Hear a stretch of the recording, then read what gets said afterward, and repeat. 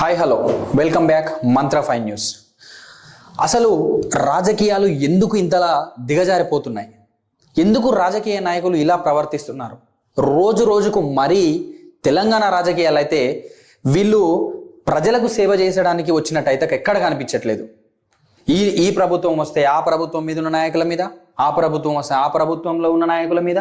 ఏంది వీళ్ళు ఒకరికి వీళ్ళ పర్సనల్ గొడవలు తప్పించి, వీళ్ళ కక్ష సాధింపు రాజకీయాలు తప్పించి ప్రజలకు మంచి చేద్దామనే ధోరణి ఏ ప్రభుత్వంలో కూడా కనిపించట్లేదు. అసలు ఎందుకు ఇంత దిగజారుడుతనం? ఎందుకు ఇంత? ఏమొస్తుంది?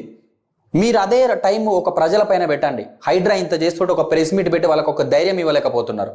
ఇలాంటి ఎందుకు కక్ష సాధింపు రాజకీయాలు అవసరమా? అసలు ఎటుపోతుంది మన రాజకీయ నాయకులు ఎటు వెళ్తున్నారు? కొండ సురేఖ అక్క గారంటే వ్యక్తిగతంగా చాలా అభిమానులు ఉన్నారు. నాకు చాలా అభిమానం. కొండ మురళి గారంటే అసలు ఆయన జీవితం కానీ, ఆయన వ్యక్తిగత జీవితం, ఆయన ఎదిగిన విధానం కానీ చాలా చాలా అంటే చాలా ఇన్స్పిరేషన్. ఎందుకు మీరు ఇలా చేస్తున్నారు? మీ రాజకీయ దుమారంలో నాగ చైతన్య గారు, సమంత గారు ఏం చేశారు? అసలు సమంత గారిని తీసుకురావాల్సిన అవసరం ఏముంది? తను ఒక ఆడపిల్లే కదా. తను వ్యక్తిగతంగా తనకి ఆ జీవితం నచ్చలేదు. సో వాళ్ళ ఇద్దరు అంగీకారంతో వాళ్ళు విడిపోయి ఎవరి జీవితాన్ని వాళ్ళు కొనసాగిస్తున్నారు. తను సినిమాలు చేసుకుంటూ తను ఎక్కడో ఉంటుంది, తను సినిమాలు చేసుకుంటూ తను ఒక జీవితాన్ని చేసుకుంటున్నాడు. ఎందుకు మీరు ఇలా చేస్తున్నారు? మీకేమైనా పర్సనల్గా కేటీఆర్ పైన ఉంటే, రాజకీయ పరంగా ఉంటే మీరు రాజకీయంగా ఎదుర్కోండి.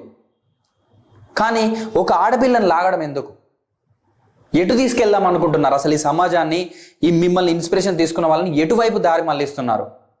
ఇలా ఒక ఆడపిల్లను మధ్యలోకి తీసుకురావడం ఎందుకు? మీకు మీరే కింది స్థాయికి వెళ్ళిపోతున్నారు. మీరు నిన్న ప్రెస్ మీట్ పెట్టి ఇలా మాట్లాడారు.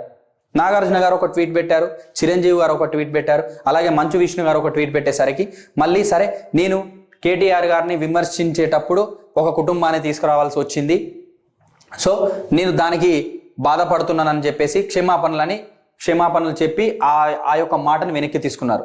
ఎందుకు సురేఖ అక్క గారు మీరు అలా అనడం ఎందుకు? మళ్ళీ మీరు కింది స్థాయికి వెళ్ళిపోయి మళ్ళీ వెనక్కి తీసుకోవడం ఎందుకు?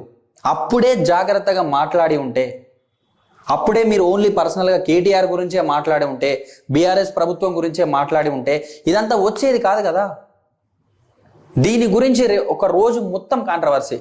వాళ్ళు ఎక్కడనో తెర ముందు కనిపించడానికి తెరచాటుగా షూటింగ్లు చేసుకుంటున్నారు. వాళ్ళని ఇప్పుడు మీరు తెర ముందు పెట్టారు.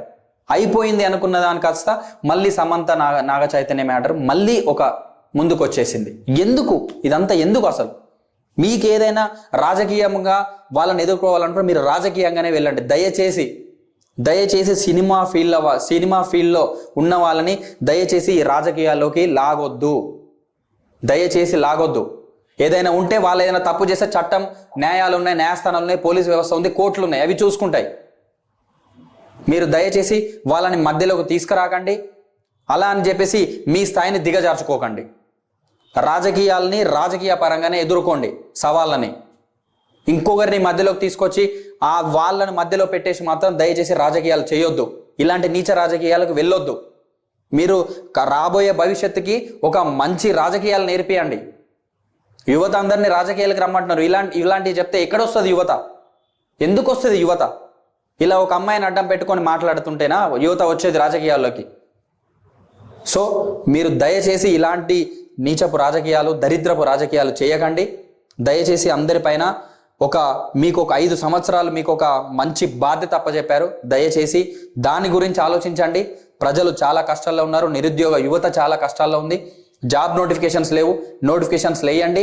మంచి హైడ్రాకి ఒక మంచి సూచనలు ఇవ్వండి. హైడ్రా పైన ఫోకస్ పెట్టండి. మంచి కార్యక్రమాలు ఇంకా మీరు ముందుకు తీసుకెళ్ళాలి. మీరు ఇచ్చిన హామీలు ఉన్నాయి, దాని గురించి దృష్టి పెట్టండి. ఇలాంటివి వద్దు. మీకు ఏదైనా కక్ష సాధింపులు ఉంటే మీరు పర్సనల్గా చూసుకోండి. దయచేసి ఇలాంటివి చేయొద్దు. దయచేసి డైవర్ట్ చేయొద్దు. Thank you all.